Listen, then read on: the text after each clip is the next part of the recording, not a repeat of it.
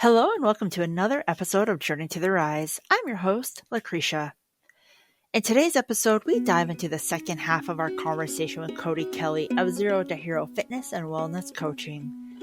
In this episode, we dive into how long it takes to develop habits and why Cody feels it takes longer than what a lot of us think it does. We also get into the conversation of alcohol and why Cody had to take a serious look at his drinking. Alcohol can often create negative experiences in people's lives, and Cody realized he could not continue his trajectory if he wanted to expand and grow as a person and with his business. We also get to talk to Cody about his amazing wife. Cody believes the most important partner you choose in your personal life, especially if you own a business, is your significant other. He shares how his wife is helping him thrive personally and professionally. Let's get into the second half of this conversation with Cody Kelly. And what steps did you take to become an elite fitness trainer? I got my certifications through ISSA, the National Science of Sports Association, and that is I got a certified trainer, certificate, nutritionist, and strength coach, and that classifies you as an elite fitness trainer through ISSA. And you can also become a master trainer, which I'll do at some point, which is 6 certifications. So right now, I just wanted those are the 3 ones that I really wanted because I think those are the most important ones to utilize in most everybody's life. And eventually, long term, I'll look at getting more, continued education credits and courses. Wow. Now I noticed you push against, I've heard this a lot, like you create a habit within like 21 days. And I've noticed that you push against this and instead you're saying it takes 66 days. I am just curious, why do you feel people need that longer duration to start a habit or a routine? Yeah, and it actually comes back from the automaticity line. And once again, books are fantastic. This is from Atomic Habits. And the 21-day habit rule came from a plastic surgeon who, when this performed the surgery on patients, it took them about 21 days to get comfortable with their new look. They're okay. Wow. And that's kind of where we got that rule from. But the reality is a little bit more complex than that. So automaticity is how long does it take and at what point in time does that action go from conscious action to subconscious action?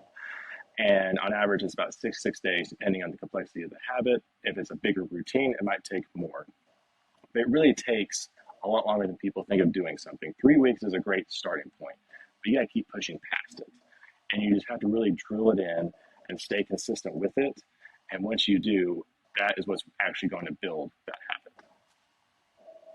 So you've brought up like consistency quite a bit. So it's really just kind of like showing up for yourself, being consistent, and putting in the time to get the results that you're going after. Those are the 3 factors, I believe, to success.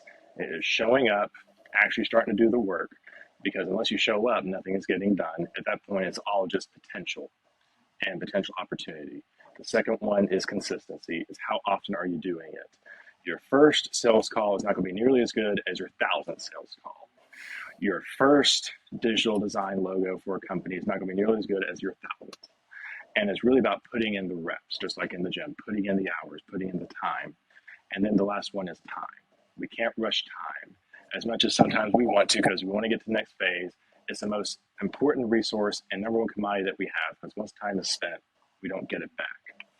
And as you put in those 3 of showing up, be consistent with what you're doing, and have time and patience, success is inevitable. That's amazing. And I think it's kind of apparent from just talking to you so far, but I would really like your perspective on how does your coaching, Zero to Hero, differ from other fitness coaches and programs? I think it really just comes down to the individualistic standpoint that we put on everybody.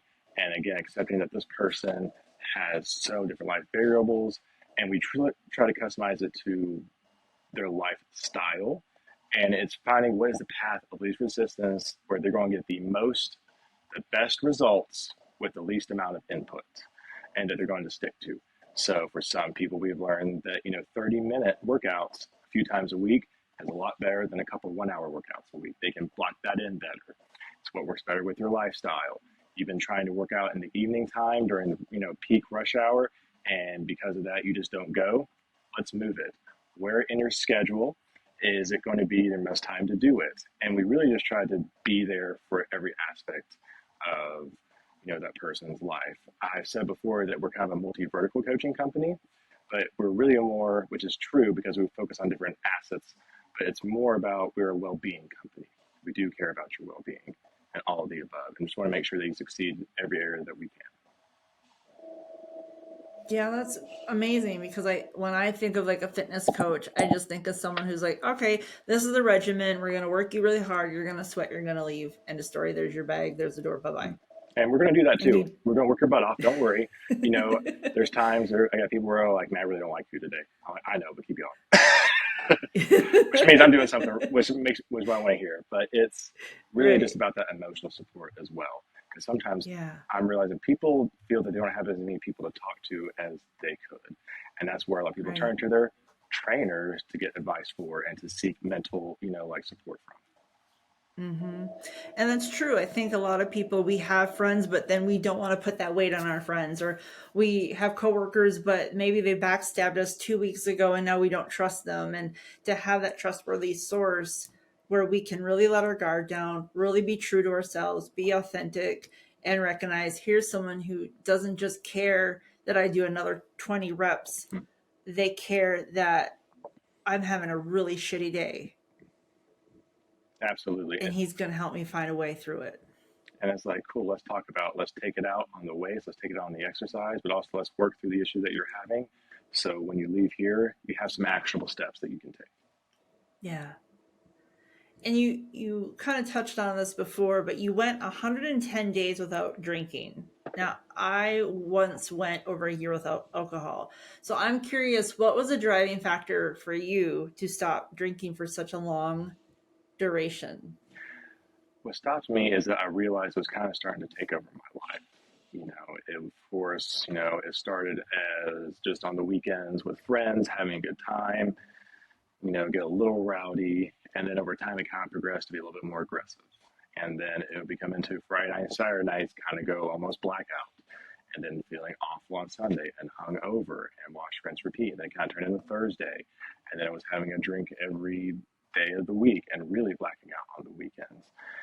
And when I drink, I can, be an asshole and just be an idiot and just say things that you shouldn't say. Or it's you become somebody that you can't control. You lose control of who you are. And you hear so many stories of people that get divorces because of substance and alcohol.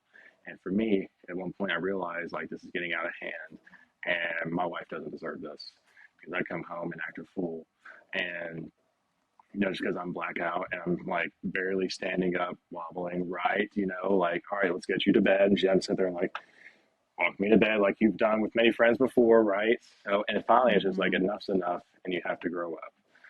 And that's what really pushed me to do that. And I did a 90-day break the first time the previous year, which really helped. But over that time, there were still some instances where I had way too much. And finally, when I did the 110-day break, that kind of is what killed it for me. And now that's why I drink a lot of like athletic brewing company, non-alcoholic beer when I go out. I'll have the occasional like nice bourbon, but I never drink to achieve tipsiness, drunkenness, or buzzness whatsoever. Yeah. Because you're putting you first, and I love that your wife was there to to be supportive and love you through it and give you the time and space for you to discover what you needed to do, what was right for you in that process. It was, and she's an amazing support system. I wouldn't be who I am without her.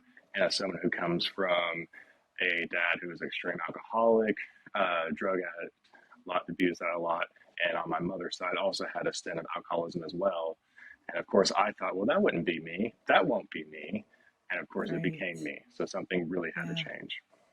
Yeah. And thank goodness you had that self awareness to recognize what was going on and the willingness to say, that's not who I want to be. Yes, and that's why I say it's a superpower because self awareness can really change your life. Right. Yeah. And we have something in common. We both have these semicolon tattoos, and you talk about like checking in on one another and mental health. And I just want to like sometimes I'll send a text to someone like, hey, just checking in on you. Like, what is the semicolon mean to you? Why is it important? And why did you get that tattoo? Sure, and I got mine on my wrist right here. Nice. And the significance of the tattoo means to me is to remember of those who are struggling and still need help. It's remembrance for me. And when I've talked to my own therapist about this, about who I am now and where I came from, he's like, "You're part of the 1% that got to where you are. The other 9% aren't so lucky, and they're still out there, not living the best life. Their thoughts and the way that they grew up kind of shaped them into not be the best person they could be because they didn't have the support system that they needed." And as someone who's struggled extreme like depression, anxiety their entire life, I realized that, I'm able to point my life where I can handle it on myself and I can manage it. Now, how can I help others do the same? And because I will say this 1,000 times, people don't know what they don't know. And I feel like it's my job to kind of show them how to get to that point to where they feel like they can manage their emotions and actually control them and not be a slave to them. And it's so important to check on people because you don't know what people are going through. There's no reason to judge others. You don't know if that person's mother just died that morning, and that's why they're kind of, being an ass, or that Yeah. they just lost their job or car or house. You just don't know what people are going through. And Yeah. just saying, hey, man, I was thinking of you today. Hope things are going well. You never know how much that might mean to the person on the other side of that phone and how it could turn their day around or their life around.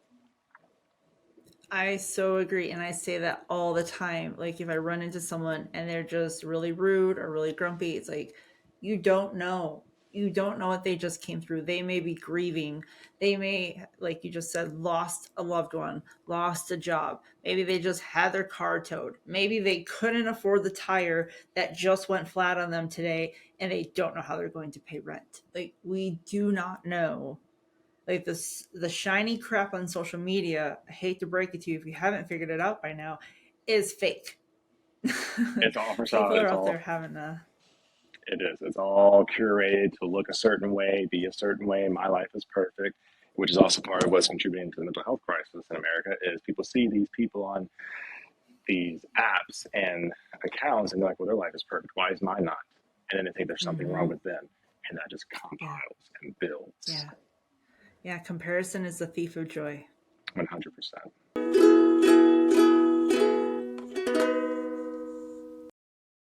We're going to take a quick break, and when we come back, we'll have more from our guest, Cody. And he gets into why our self talk is something we need to monitor as it can make such a difference in our lives. To stand out on social media and the internet for a business to grow, you need branding images that help express who you are and what you represent. Being a driven business owner, you already know your audience needs to see your brand show up on a regular basis before they will trust you enough to work with you. With a branding photo session with Girl Boss Photography, you can tell your story through images. Utilizing those images in your marketing and content strategy will enhance your appearance and help build a connection to your existing and potential clients. Girl Boss Photography loves working with small and medium sized businesses to help them build a strong visual brand. By partnering with creative entrepreneurs, listening to their goals, Girl Boss Photography curates a branding session that will tell the story of who you are, what you do, and how you are there to help your clients. If you are wanting to grow your business, improve your online presence, contact Girl Boss Photography to find out more about your options with their branding packages. Send a message on Instagram at girl.boss.photography today. Welcome back to Journey to the Rise. We continue our conversation with Cody, and he gets into why he makes an effort to help people realize that it is okay to not be okay. And you've talked about how most people do not believe they deserve more, and a person's actions reflect what they think about themselves. And I'm going to kind of pull apart a little bit of a post that you had. Um, when you don't believe you deserve anything and have thoughts of not feeling good enough, shame sets in. Once shame sets in and those thoughts fester along with not feeling good enough, this will eventually turn into guilt, which is a heavy burden to bear. And you continued by going on, stating, many men lead lives of quiet desperation with a stigma that talking about what is weighing you down demeans you as a man, makes you weak and looked down upon. And then you also shared, and I didn't know this, Suicide in men is almost 4 times as much as it is in women due to the fear of inability to be heard. I say all this as I have been one of these men, white knuckling life, putting immense stress and pressure on myself to keep progressing forward. And there's so many more posts that you open the door and open the conversation saying, if you are struggling, please reach out to me. Yes. And so the first part is we make choices and decisions on what we believe that we deserve. So when people are in certain environments and act a certain way, eat a certain way, talk to themselves a certain way, they believe that they've been conditioned and they're like, this is the level that I'm at. Okay. This is who I am. This is where I'm from. This is what I deserve. And I've lived in houses, that were extremely cockroach ridden. It was very old, things falling apart. And at the time, I'm like, this is great, right? It's fantastic. And that's what I thought I deserved at the time because I thought it was the best thing ever. And because to me, that was something that I wanted to be at. But then you see other people who are trying to strive to be better because they know they deserve better. And the D word, deserve, is a very hard word because when you tell someone, hey, you deserve that, they clench up. They take it back a little bit because most people think they don't deserve things because they feel like if they say, hey, I deserve this, someone else is going to look down on them or demean them for it.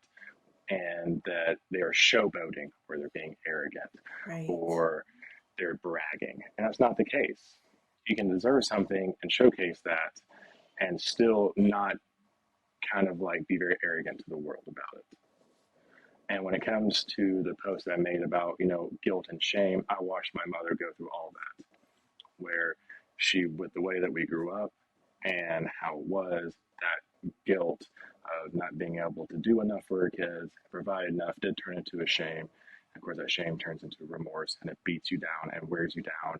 And it is like 100-pound ankle weight that you can't get rid of. And for the men that talking about the inability to be heard, I say the fear of inability to be heard, because there's many stories I've heard of men who try to talk to their partner or spouse or someone. They're like, well, just don't worry about it. Just don't be a pussy, don't be a bitch, just suck it up and move on. And as men, as providers, protectors, that's kind of what we're told, right? Is to suck it up, deal with it, move on. Men don't cry. We just handle it, cut our leg off, throw it back in the truck, we'll get it fixed, okay, we'll move on. And it's that type of stress, and it's not allowed to be talk about it, be able to work through those issues on top of regular life stress compounds, and that is what causes men to feel like they can't take this anymore and there's no solution, and then they create a permanent solution for a temporary problem, which is suicide. Yeah. And it breaks my heart because when I look at men, I just think it's probably the wrong thing to think, but it's like they're fine, they're strong, they're confident. I wish I could have their confidence when they're probably faking the confidence just to get through the day. And there's a lot of people that are just trying to fake it just to get by. They have a bag on their head that has a smile on it, and when they get home, they take it off. And I've been one of those men most of my life. I realize I've always had a believer of no one owes me anything. My problems are no one else's, and I'm going to deal with it on my own. And because the way we grew up, I became such a hyper independent person that I made sure that I built my life on not needing anybody. I want to make sure I will do it on my own. And if I need someone, I'll find a resource that I figured out on my own or pay to do something so that way it's an equal transaction. I never wanted to feel like I was indebted to somebody or owe somebody for doing something for me. So I'm like, cool, I'll just go at it on my own. We'll figure it out that way. And a lot of times it also got me into, large amounts of debt that I was able to take care of down the road later. But it's simple things like that of being afraid to reach out for help, and the fear of getting pushback is what stops people from even trying in the first place. Mm-hmm. And I've had a couple of guests on the show, Courtney Shannon, Brittany Mosier, and they have a podcast for the love of men. And when I listen to that podcast and I listen to their social media, they talk about how many men are coming forward and saying, thank you. Thank you for standing up for us. Thank you for giving us a voice. Thank you for talking about like the wounded masculine space, because we deserve to be heard. It's like we need men in our lives. Like, And so I appreciate so much that you are so willing to open the door for people to come to you and talk to you, and the willingness to be honest about your background. Because I think with your willingness to speak openly and be honest, it's allowing those who are struggling to say, "Hey, me too. I'm not alone in this." It is, and that's where people feel, and that is where most of those who struggle with mental health come into, is that they feel alone. And it's because that feeling of alone and desperation that they feel like there's no solutions or no viable options. And that's what I'm trying to show people, that it's okay to not be okay. Yes. I've said it in the most professional way possible through my video, is that my brain is fucked up. I will come home, my wife and I can be texting great all day. I'll walk in my door, I'm like, what's today? It's today she's going to divorce me, she's tired of me. And that immediate thought will kill my mood and will drown me. And if anyone knows my wife and I, they know how obsessed we are with each other. But it's things like that, and your brain is always assuming the worst. It will assume the worst, and you're going to fixate on that because that is what you're used to happening. And I want to show people that that's not true. There's a better way, and by working through your emotions, learning how to see why it's happening, accept it, you can no longer let it, again, control you. It's about learning to control your emotions and not letting them to control you. And I want to show people that if you're struggling, cool, reach out to me. Let's figure out a game plan. Let's work together. Let's get you some resources. Let's find you your own counselor and get a game plan, so that way you're no longer feeling alone, because you're not alone. There's so many people that are struggling with it. Millions of people struggle with it every day. And it's so, taboo. And it's funny, I was sitting there, and how I know that I'm one of these people is I was on the phone with my wife a few days ago. And I was sitting there, we're on the phone, and she's telling me how lately I just haven't been I've been off. My emotions have been as they usually are. And at that same time, I got an email from a insurance provider talking about how, hey, could you please explain why you're prescribed Wellbutrin? Well, that is to help with anxiety and depression. And to be frank, I've been off of it for a couple of weeks because I'm like, I've been feeling great. I don't need it anymore. Funny Oh, enough, look what happens. yeah. So, and that's when I have someone like that in my corner to help show me, like, things aren't going great. Let's get back on track. Yeah. And having that support is beautiful and magical, and we don't always have it. So that's where having someone like you who is willing to say, I am willing to support you. You go beyond that. I'm willing to help you find the resources Mhm. that you can have the support. So when you open that door, you're kind of all encompassing, because it's not like, oh, I'll help you, but at an arm's length. It's like, no, I'm here to guide you, but I'm also going to help you gain the support that you need to continue forward, so that you can, once again, it just comes back to who you are as a man. Like, once again, I'm going to set you up for success. Sure, and it really comes back to, I guess, with the way that we grew up in, my childhood, is watching, at that point, the person I'm looking up to the most struggles so much in every single area, Yeah. which is why I'm trying to be more of a well-being company and not just a fitness trainer. It's, we all need help. How can I help someone else avoid the same issues that we did growing up, the same pitfalls? And I'll say it again, love my mother to death. I'm trying to do everything I can now to help support her as she gets older. I hold no fault to her. I have no ill feelings to her. As a matter of fact, I just feel awful that I couldn't have helped sooner, which is part of what my own guilt was growing up, is I watch all this happen and you feel weak, powerless. There's nothing that you can do to help it except just watch it kind of unfold. Right. So it's help this person work through issues. It's okay to not be okay. And one day you're going to be okay. Yeah. And you're building a community through that process. And I firmly believe we stand stronger together than we do apart. So it's better to come together and find the support within this group. And if it starts with one call, one message, one fitness session with Cody, then please go do that. Yes, it is. It takes a tribe. It takes a village to achieve Yeah. what you really want to. Mm-hmm. Being a lone wolf is great. I've done it for a long time, but as soon as I started actually reaching out for advice and support in any area that I'm working on, things got faster. It When you ask for help and things like that, and knowledge and the guidance of others who've been there before, what you're doing is you're shrinking the amount of time it takes to achieve the result that you want. And I'll Yes. say it again. Time is the one currency that we don't get back once it's spent, so spend it very wisely. And I firmly believe asking for help is not weakness. This is true. Asking for help is bravery because it's so damn hard. It is bravery. It takes courage. It is the ones who say they won't do it that can kind of be a weakness, because people need you, especially the ones who's listening to this that are struggling with mental health, men or women. It's people that do need you. They need you here. You have people that depend on you, care for you, want you to succeed, and want you to be better. And especially if you have a partner or kids or family to take care of, they'd be so much worse off if you weren't here than they are with you here and they need you.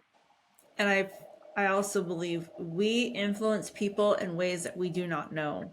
We don't hear about it because people don't tell us. I have a neighbor, he will never know the influence. He's very busy, so I don't see him, but he doesn't have a clue of the way that he has influenced me in different aspects of my life.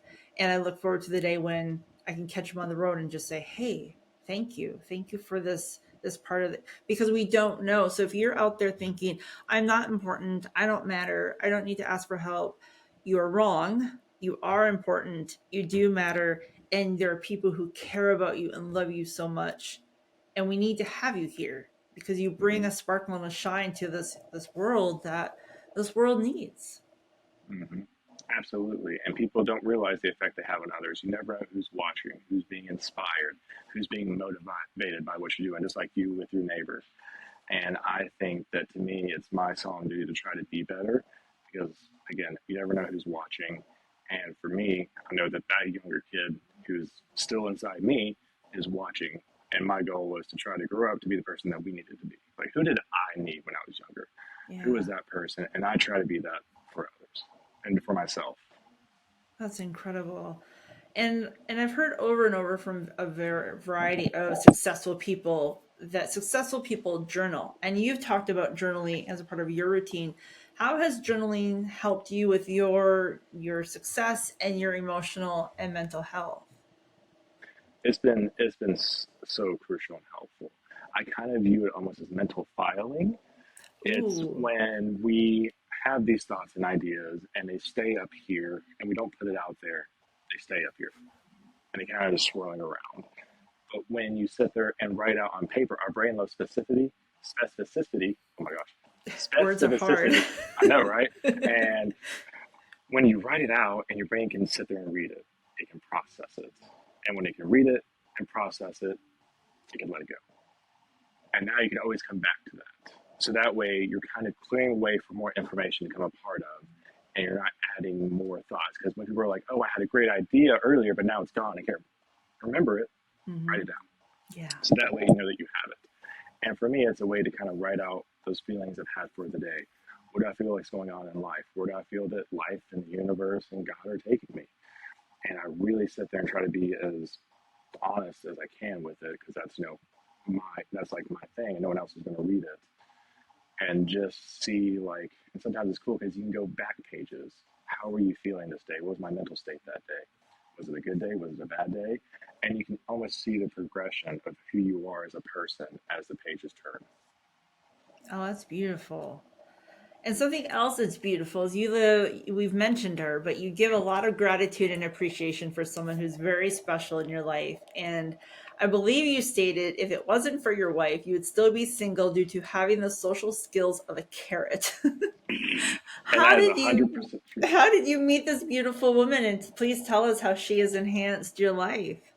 Yes. So her name is Sully, and we met at the Gold's Gym here in Bellevue, Nashville, Tennessee. So, and we met there. She actually saw me, and at the time, I wasn't interested in dating. I was very closed off. I just got out of a really bad relationship. And if you ever on my page, you'll see at one point one of my transformation photos is I was about 270 pounds, 275 pounds, very overweight. And I was just coming off of that transformation. I was figuring out who I was. Just got back into school. So I really didn't care about dating. I'm just trying to figure out who I am. Who's Cody? I'm just doing my own thing, having a great time. And, we were connected on Instagram, saw stories back and forth. I also did not know that at the time, I didn't realize you could see who viewed your stories. So I was always looking at her story just because I thought she was cute and was interested. And then we started messaging for a long time. And of course, she's like, "So you ever going to ask for my number?" I was like, "Oh, I never thought of that." Oh. Because I would have just kept messaging through Instagram. And then we finally met in person, and we had a first date. Our first date turned into me bringing her to some soup and flowers because she was sick at her apartment. And then, kind of after that first initial meeting, we kind of just been inseparable ever since. We have a crazy story where I had my apartment got flooded, Oh and I moved no. into her place 2 months later after we met. And it's kind of one of those things where you know. It's like where before you try to fit square pieces into a circle hole and vice versa, it was like a glove fit. And our personalities mesh so well. She is someone that I can always go to. She's going to be honest with me. She's so much more even killed than I am. I'm a high strung person. And she's someone that just doesn't get stressed out. She's always just been positive, a ray of sunshine. And she's been, super supportive of me over the years of how I've kind of transformed into being a man and working through my own mental health issues and being there through all the panic attacks, anxiety attacks, going through my alcoholic issues. And now, she's still there supporting me while I build this company and this coaching business. And what kind of started this even more is I was laid off in early March when I was doing recruiting. And the first thing she said was, because we already started the company, I was looking for my exit strategy. But when we got laid off a little bit earlier than we thought, like the plan, she's like, well, I guess you need to get into a gym. So I'm immediately supportive. And she's just always been there. And I just can't thank her enough. And I owe her the world. Oh, a best friend that you can't ever. God, that's amazing. I love that. And it's almost like you manifested her because you had a post. I don't know where you were, but you had a picture. It was just you sitting alone in like this red chair, and you had your arm out, and no one is sitting there. And there was like I think a year or something later, you had a post where it was you two sitting in the same It chair. So was. it's almost like you put it out into the universe of having this magical, amazing woman to be open to come into your life. It was. And it's kind of, I do believe in, the power of manifestation, law of attraction. And sometimes you get what you ask for and more. And I believe that's what this woman is for me. And best friend, lover, can't imagine my life without her. And really hope that, we do have a long, happy life together and get to really change the world. Yeah. Because right now, she's working her own job, but eventually the plan is for her to move on to Zero to Hero full time and us really take like this mission and purpose to the next level. It's going to happen. We're going to declare it right here. Absolutely. And you and your wife are also business partners in other aspects. So, what was that deciding factor to go into business together, and how did that conversation, go for you to want to work together? Yeah, and what's funny is we never sat there and thought like, should we be business partners? Shouldn't we be? It kind of was just was, and we were like, the first one was RV rentals, and we went camping one time, and we're like, man, there's a market for this, and we're pretty optimistic about it. And we're like, well, why don't we get an RV, start as a business, rent it out? We're like, oh, great, let's do it.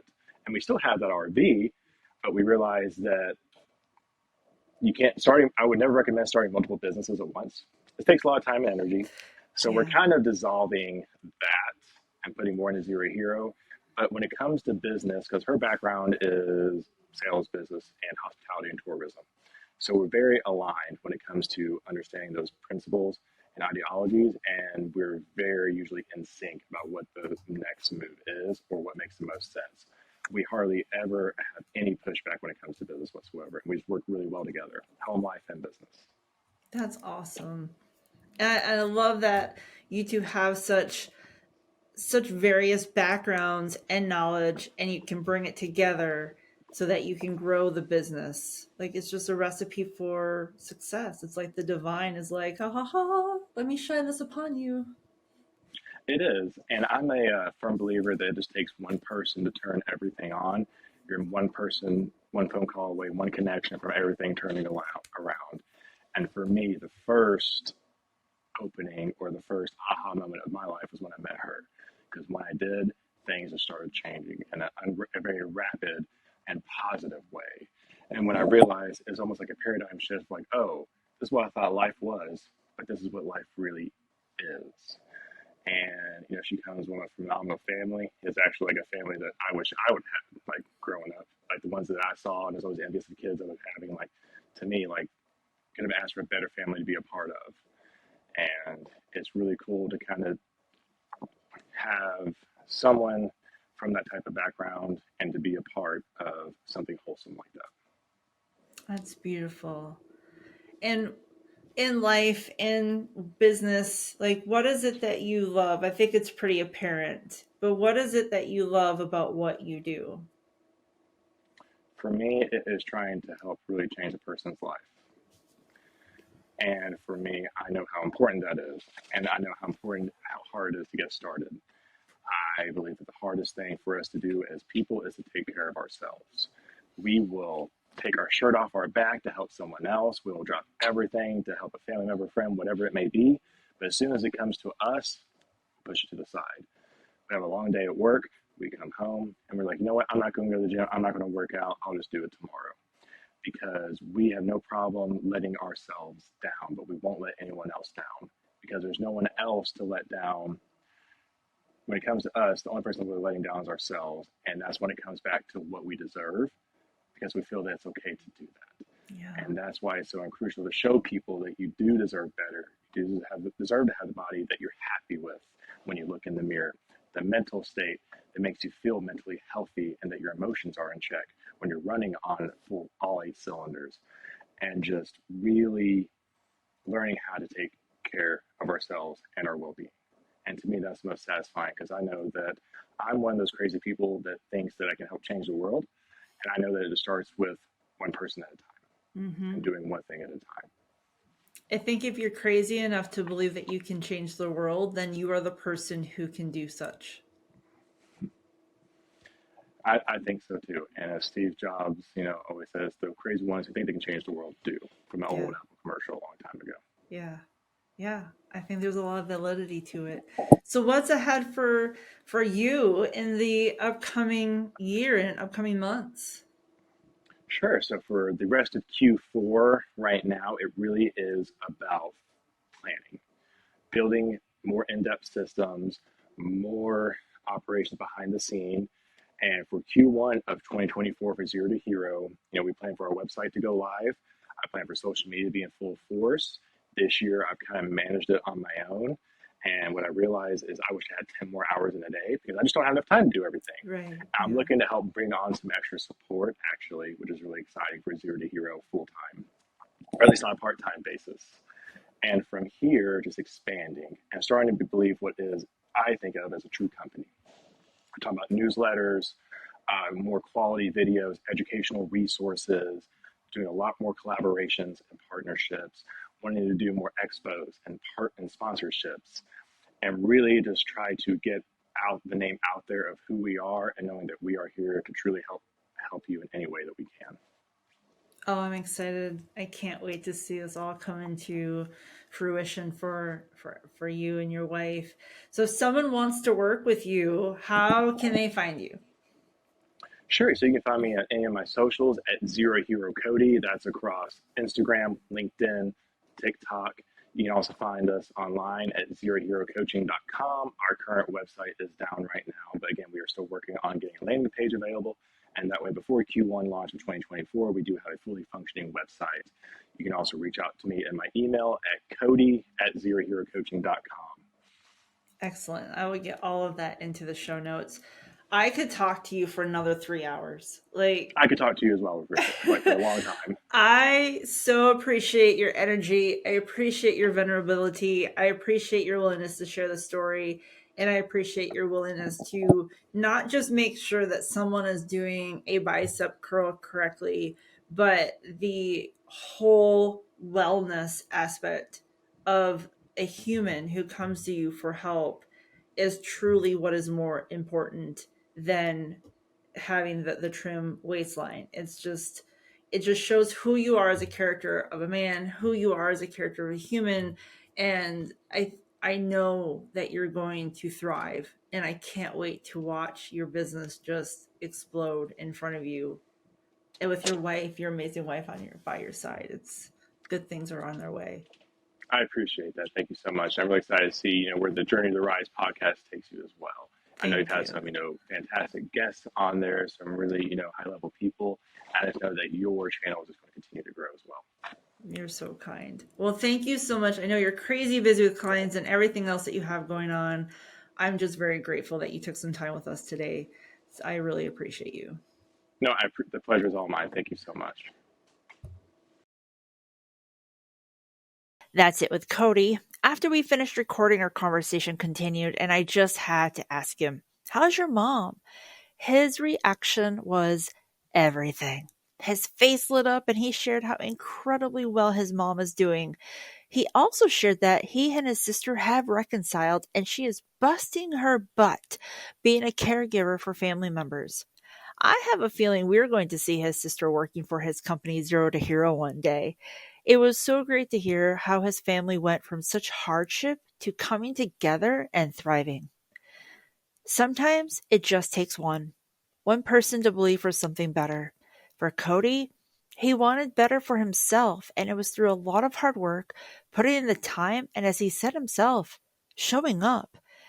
He has not only altered the path in life for himself, but his entire family.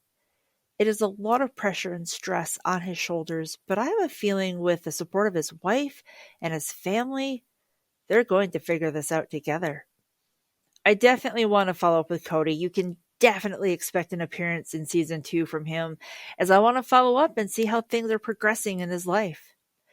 It just goes to show with patience, time, understanding, and a lot of determination, life can turn around, and life you desire and dream is possible.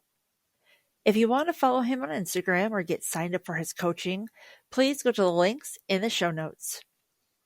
Next week, we talk with Julie Sudler. This woman just released her first published book, Watch Me. And Watch Me is right. Get ready for our 4-part. That's right. I said 4-part as our conversation just continued to flow.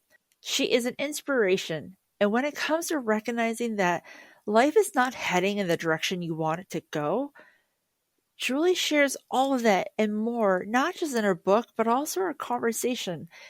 And she has quite the story to share. It's true. Yeah, there's this concept of sweet bitter, which is the same, I think it's a Japanese concept. The sweetness would not taste as sweet without the contrast of bitterness. And so that's exactly where I went to. And I do like this whole book is like this journey of like starting out with some really not aligned partners or people who, I had a need for external validation. I had these people pleasing tendencies. I didn't really know much about myself or what I wanted or what my desires were. So even if I had really known those partners, if I had even been able to express them, those partners would not have been able to hold them for me. So this is really this whole journey of all of these things coming together. Hey, thank you so much for listening to Journey to the Rise. Please do give us a follow on your podcast app so you have that latest episode downloaded. We would love to have you join us over on Instagram. You can find our account at Journey to the Rise Podcast. This episode was researched, produced, and edited by Girl Boss Productions. And please remember to be kind to yourself. When you're kind to you, it is easier to be kind to others because you cannot hate yourself into a version you love. I'm Lucretia, and you've been listening to Journey to the Rise.